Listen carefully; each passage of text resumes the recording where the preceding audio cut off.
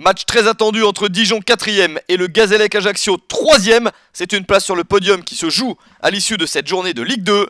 Dijon qui évolue sans Varro, Paille, Romain Amalfitano et Rivière, tous blessés. Des absences préjudiciables pour l'équipe d'Olivier Dalloglio. Côté Gazélec, moins d'absents, Fall est blessé, Yuga est suspendu. Un point d'écart seulement entre ces deux formations.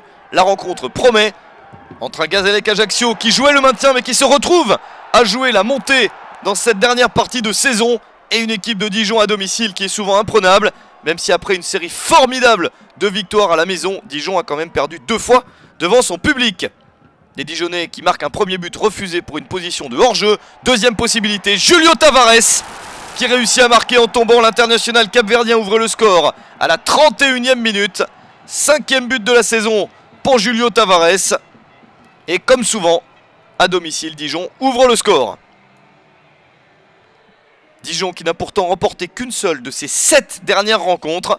Voilà pourquoi les Dijonnais ne sont pas sur le podium au coup d'envoi du match.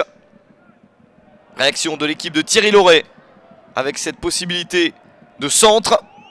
La reprise est manquée. Deuxième chance au deuxième poteau. Frappe parfaite du droit, poteau rentrant. C'est signé Mohamed Larbi. 36e minute. L'égalisation du Gazélec à 1 partout. 3e but de la saison pour Larbi. Le geste impeccable. Baptiste René est battu. Et les deux formations se retrouvent de nouveau à égalité. Les Gaziers qui s'enhardissent à l'extérieur. Ils n'ont plus rien à perdre dans cette fin de saison. Ils jouent cette montée de manière incroyable et avec beaucoup d'appétit. Nouvelle occasion et René qui met la balle en corner. Le match est en train de changer alors que la mi-temps approche.